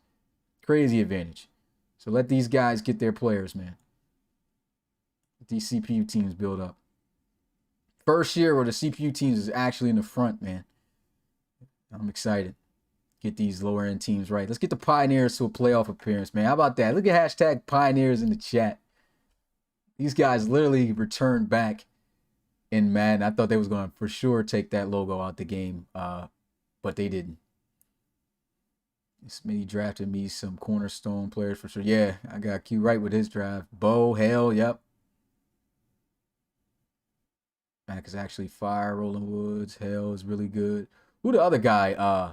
He ain't played yet, but I think he played in your last game. The wide receiver from Alabama. I'm blanking on his name. He's gonna be nice too. He said, "Okay, I'll be in touch." Okay, 300. We'll see what's up, man. The future is bright. McBride dimming right a little bit. Let me pay $10 a month. Get out of here, bull. He says, "How are Barons doing?" They doing they ain't do good this year. But I'll tell you one thing, they flipped it around. I was about to get Coach Woods up out of here, man. He's about to be smoked like one. But but one thing I was going to say is he flipped the season around pretty good at the right time. And that's all I wanted him to do. Like stop doing all this extra stuff, coach the team, and put the players where they need to go. And when he started doing that, they started winning. And if he had done that early on, who knows? Barons could have probably been in the playoffs. Well, you better not play. You still in that seat though, Roland. You good for next year, but you keep trying this weird stuff, and it don't work out. You're gonna be right back in that seat, man. Just get yourself out of that seat, man. Just play some good, solid football, man. He said, I understand where you're coming from nothing in life for definitely. True. It was a good decision. Said, hey Smitty, is there a cap on overall that the college player can achieve before reaching the RFL? No, I mean guys can be 99 overalls in college. No cap at all on overalls in college. But remember, you guys don't really have, like, you get to create your player. You get those ratings in which I give you. You get those rating ceilings to where you choose, and that creates your player. Like some of these ratings actually created some guys were 99 overalls in the college series, but based off your play is going to determine how you come into the RFL as a rookie. So it don't even matter if you're a 99 overall player. You can mess around coming here 64, 63 overall player, man. Some of them been in that boat, you know. So yeah, no cap on college what the overall is, but in the pros, right now, really the highest overall player since after the draft inflation era, which is where guys are coming in generational talent after generational talent. In that Drew Brewer class, Geno Gannon, Marquise Watson, like it's been lower now. Like the highest overall player to date was an 81 with Tyler Cage, but after that, it really hasn't been too many crazy outlandish guys, because we used to have a lot of guys in the 80s coming in as rookies and high 70s and stuff like that. But it's been balanced. It's been lower. Then OSD because your overall gets reset. Yeah. Oh, for real.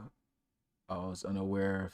So no. Oh, okay. You didn't know that? Yeah, the overalls definitely get changed completely when you get drafted, man. Like, yeah, it is not going to be the same. But what I do is I still create you to be the same style of player. Like I feel like some guys can complain and talk about, the way some guys have come out the draft, but honestly, nobody can sit here and argue that when their player got a chance to get on the field, they didn't have similarities of how they played in college. Like your guy's going to come in with the same skill set that he's best in coming into the RFL. Now, you ain't going to best no veterans now. I'm going to tell you that. Like, unless you were an elite guy coming out to college, if he was an average Joe or something, you think you about to, get open on Rashad Chamberlain or, be able to strap up CJ Robinson, Keith Guyton, guys like that. Like, nah. Some guys who's talking heavy season, you had to learn firsthand, and didn't go good for those dudes. Yeah, if they had the ratings that they had in college, of course they would have been able to do that. But yeah, this the pros, man. Not going to be the same. So, well, the better you do in college, the better your draft rate. Yep. And then what it is, the way that the ratings work is it works off your cap. So the way that I go is, I guess we could definitely dive into some more college series stuff since we're getting around that time. Whatever your highest rating was, that's your cap. So if you got 99 speed, your cap is 99. Not saying you're going to come in with 99. I'm not bringing any players in 99 overall speed because you earn that within the game, but you could be up there. But that's your cap. Like if you had 80, let me try to do something like, okay, throw power most likely stays the same unless it's too crazy high. But yeah, let's say route running.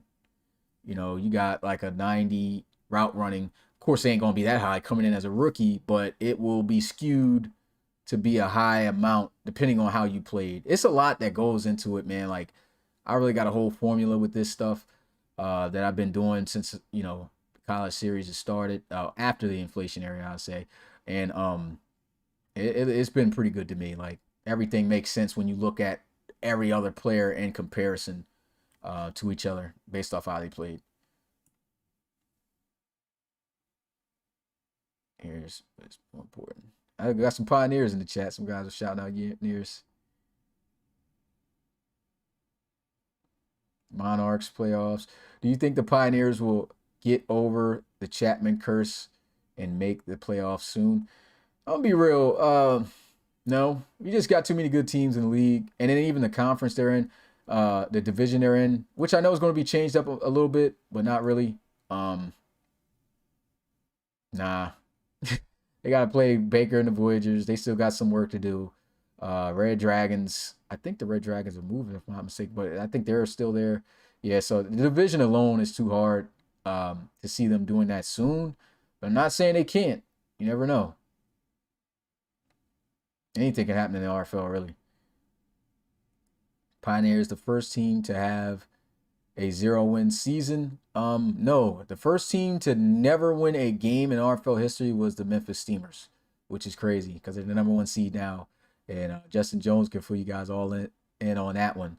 It was season 3, and those guys had fire uniforms and couldn't win a single game in them. That was the first winless team in RFL history. Then after that, it was the Pioneers.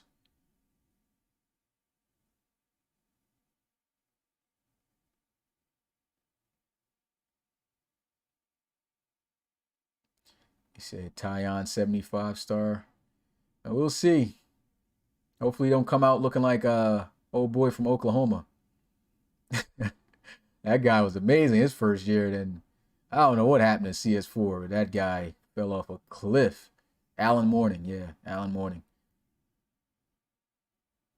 I like that guy too, man. He was a beast. After that, I was like, whoa. I don't know how I feel about this player anymore. So I want to see Roland bust out his swing wing. Okay.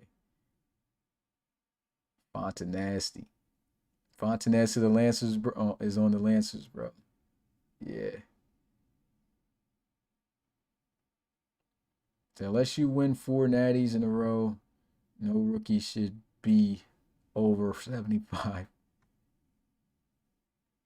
Kind of generational players. Like you can get some generational players. Like the guys who were over 75 coming out of this class alone, those guys deserve those ratings, man. Like Tyler Cage was, bro, best defensive player in the RFL College Series to date.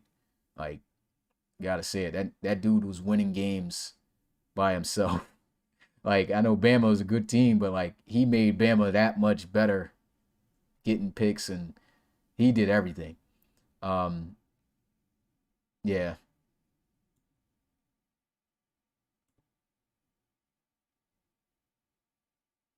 Said there are NFL rookies who came in more than higher than 75. I mean, yeah, definitely you can get some guys like at 80, and you got to be an absolute stud to get 80. KMJ got an 80. He was a beast, 2-year champion at Ohio State. He deserved that. Definitely some guys deserve to be higher than 75. Man, guys asking questions today though. I like this. So the Lancers are okay. Stacked reload. I doubt they do. It really depends on what Fontanez does, though, man.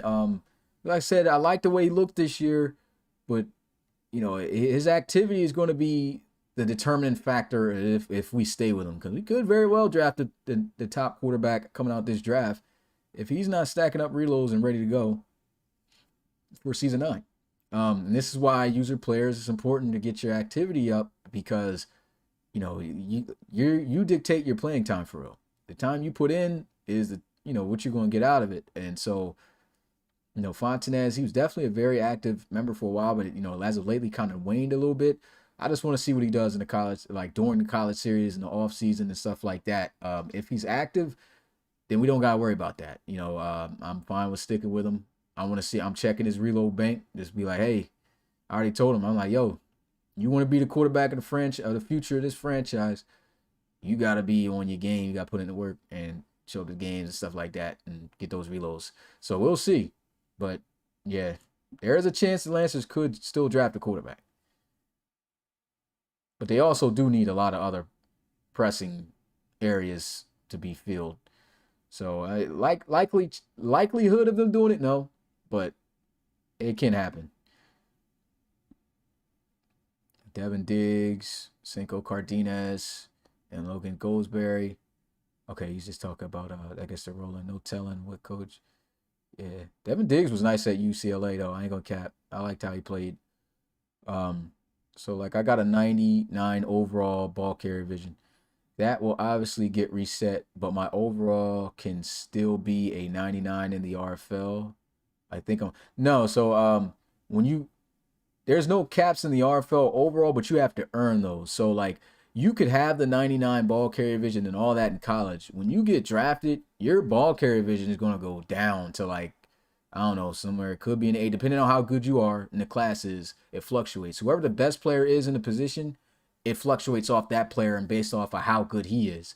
So if this player is really good, it helps you out. If he's not that good and he's average, but you're not better than him, like it makes you lower. So that's how the draft class kind of works. And anyway, you're not going to come in anywhere near that. Your overall is going to be like in the 60s, 70s, or if you are the elite of the elite, you'll touch an 80. Like that's where the overalls are. And then it's up to you, it's up to you to get reloads to progress your player throughout the years, and of course your play on the team to earn in-game reloads. So that's how it goes and how you go up. But dude's got to put in some work to become a 99 overall player in the league. We still, even as great and as OP as some players are, haven't had that many 99 overall players that earned it. Like we had some players come in that was already 99 when the league started and stuff like that don't count. But for players that came in as rookies and then earned a 99 overall, the only player that's done that is what's it called? CJ Robinson, Romeo Jackson, Max Knight. Well, he ain't there yet, but he's definitely going to hit a 99. It's a couple of players that's about to be on their road to 99, but they've been playing for some years. Like, you're not about to just get a 99 overall or something like that. It's definitely going to get a lot harder because of the change that's coming to the constant upgrades because it was progressing a little bit too fast, man. Upgrade every 2 weeks was just too much, and that's why we got these low overall guys. Well, these second-year players, third-year players coming in like already mid-80s and stuff like that. That's just too crazy. So that's getting cut down. So it's going to be harder. So you guys got to put in even more work. So, yeah, I can't wait. Says I'm watching Cinco transfer to Michigan. I got way more weapons now. Who's Shawty? Is that oh, that's Tyon. Okay. I just posted historical records. Position. Man, about to turn this to a 2-hour podcast, right? But I like it, man. Y'all asking some good questions. Good stuff we talking about. Oh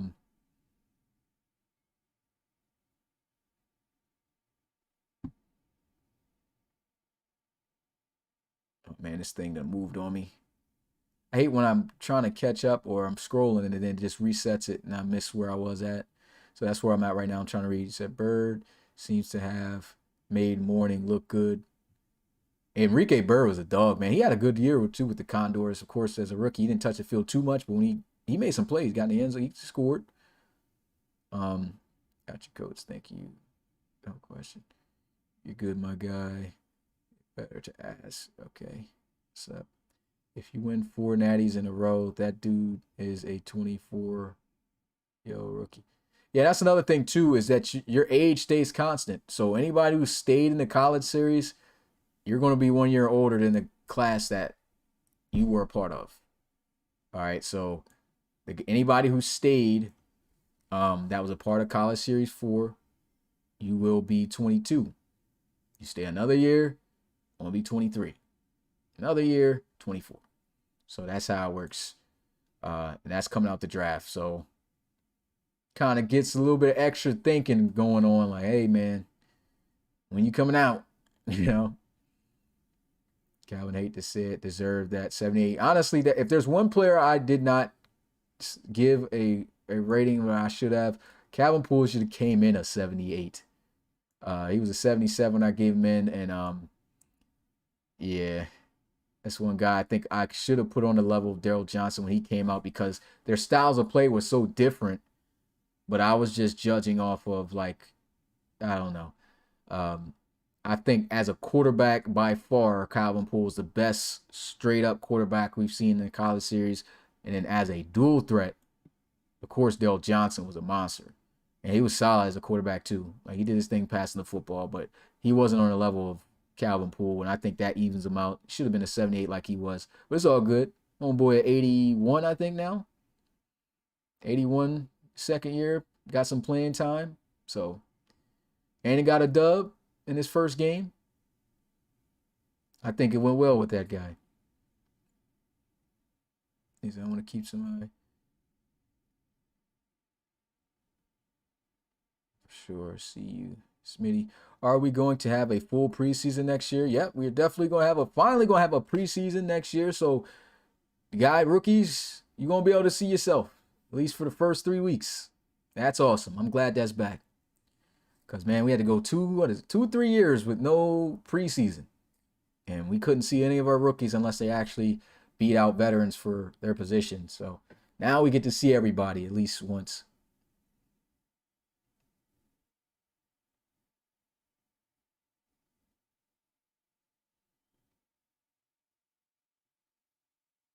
Yeah, let me get set for round pick. Do that. Shouldn't take at yourself. Q-Pac got caught up with the life stuff. But I'm glad to see the RFL going. Yep, we still going strong, man. Even though some teams got 10 teams out, man. Sucks. We got 10 teams removed. And some of them were good ones, man. Celtic Tigers, glad they still keeping it going. They're not going to be here next year.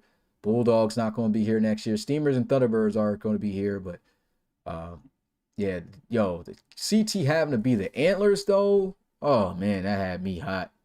That's the ugliest uniforms in Madden. It's the ugliest color scheme, period. Green and brown. Terrible. Absolutely terrible. I don't know why they kept that team in the game. Bulldogs are becoming the Orbits. They're not as bad, but I wanted the Orbits. Pat wasn't last year's game, July. I think he sucked a Pat. Okay. I'm actually going to be throwing to a generic Q-Pot. CJ Romeo Piku. Piku was another guy who became a 99. I think Madden always released in August. Give me a year or two to get to a 99. Yeah, Brewer, you definitely going to be a 99. Says, just ignore the weird names and the ugly. Smitty, what's your predictions for these upcoming games? Well, I gave those earlier within the podcast. You can go back check those out, but I guess I could quickly say them. I chose the Bulldogs and the Thunderbirds to see each other in the Relo Bowl, but we'll see.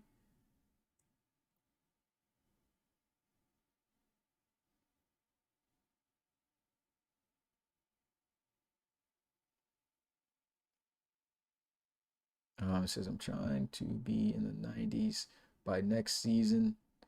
But for now, yeah, Jermaine, you definitely gonna be in the 90s soon. You've been doing your thing, man. Much better year than your rookie year. So that's good. Rookie year wasn't bad either. It's just, just a better year this year for you, of course. Except Bulldogs, yeah. Okay. When's the playoff upgrade open? I'm gonna talk with my guys. Trying to open that up probably tonight or tomorrow. If the new teams doesn't work out, then are you going to make new uniforms for season 10 on PC? Yeah, that's 100% going to happen. Definitely going to be moving completely over to PC, and all the teams, everything will be full customizable RFL stuff. Like you're not going to see no NFL on the field, none of that, because I'm pretty sure they're going to have a mod out for the PC version to allow us to do that. And now that if they create that, then we can just create everything else, like, because we've done it before. Good example for anybody to see our work, look at Relo Bowl 4, which was the first time we modded a field and stuff like that, and uniforms. Relo Bowl 5, showed a sneak peek of what the Red Dragons and Explorers uniforms will look like. Yeah, just look at those things. You can even look at, the Pro Bowls in which we modded. Last year we modded the Pro Bowl. We're not going to do that this year. But last year we modded the Pro Bowl. We can make some heat, man. We just need to be able to have the engine, what's it called? I don't know, the mod thing to do it.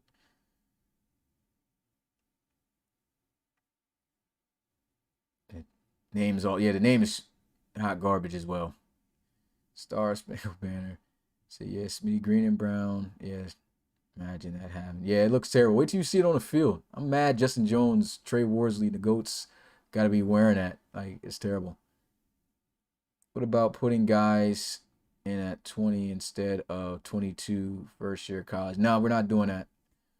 Not having dudes coming in at 20 anymore. The youngest we're doing is 21. Already had that planned out. I think it works good that way. If you stay in college, most guys come out around that age. The average age of an NFL rookie is 20, 22, 23. One of those. So we're not having guys coming in 20 years old no more.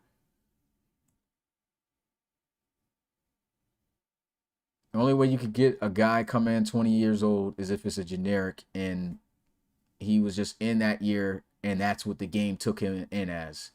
Generics are going to be whatever age the game says that they are when the new NCAA game comes out. But as for now, they're going to be 21, and if they're in their first year, if they're after that, if they've already spent a year, then we add on a year.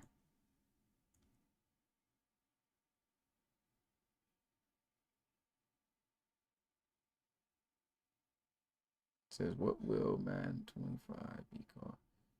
That's what I'm saying already back. He's talking about the guys that stayed a year, going to be an age. Now they are 20.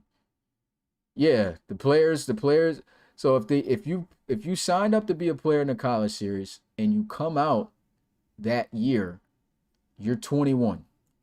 That's already lower than the average age of a rookie coming out anyway. So you're already getting a plus. If you stay a year, the following year you're going to be 22. Then the year after that, if you stay, 23, and if you play all 4 years, you'll be 24 coming out of college. That's the way it's going to go. So I'm not doing 20 no more because like guys are getting saved anyway with being 20, 21. That's still fairly young.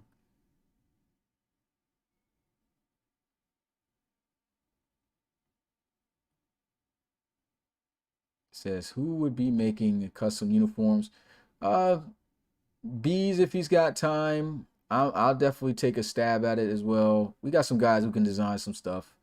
We've already actually designed a couple team uniforms already for what it would look like when this happens. So we got a couple teams already done. But we're going to have some guys definitely working on it. Yeah, DJ about to be wearing that blue and red. Caps didn't look too bad. Like I said earlier, some of the reload teams uniforms starting to grow on me. They don't look as bad and they don't look so far off from kind of what they had options of when I started to look at them, because I've been simming a lot of games on Madden 24 with those teams just to see what the gameplay and what the players and stuff look like, and it's not as bad as I thought. Crazy part, even the Bisons, I hate their helmets still, but they even started to grow on me. I'm like, okay, these don't look too crazy when they playing, but the helmet is still trash. They need to. That wasn't it. But when you look at the game, you'll still be like, oh yeah, these are the Bisons. It's not really any team that you'll look at and be like, oh no, that ain't. Some teams look different. I'm gonna tell you what, even Mitch, I don't know if you've seen your team in action, but I watched the Snowhawks play, even though they got all that black in there on them. They look bad. I was like, I could get with this. Like, they don't look too crazy in the game. Like, you could tell it's the Snowhawks because of that type of blue that they have. And it's just a real different look. But of course, we're not going to have that moving on, but teams are going to look real different. That's all I'm going to say. They're going to look real different, but you're going to know who it is. But a lot of the teams still have like some trash stuff, like Back says there, the helmets. A lot of the helmets are straight trash, man. I don't know why they even came up with some of these designs. I don't think that some of the designs were even well thought out at all. Like, all they did for most of them was just enlarge the logo on the helmet. and made it fit a certain type of way. And then how do you hit a two-tone helmet with no fade, man? Like, that's crazy, man. It's like getting a haircut halfway right here with no fade. Like, bowl cut. Like, that's how it looks. Look like you got a bowl cut helmet on. That's trash. You'll see what teams I'm talking about when y'all see it in season 9. Very disappointed in the designers for making that. Didn't go with no Jaguars fade or nothing. Like, come on. And I think I'm just about caught up. Yeah.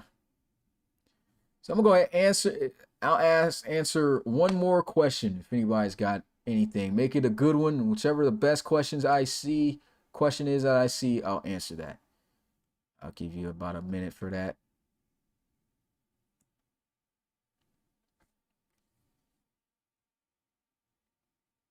Yeah, we're not making or selling any merch of these new teams though. Like, new teams, they're just gonna have their logos used for that season. We're not selling any Redwood merch. You can go ahead and buy a packet, your local Wawa. But but yeah, we're not selling no Redwood merch. We're not selling no Antlers merch. All that, nah. We're not making no new logos for those teams because we are not bringing those teams back after season 9.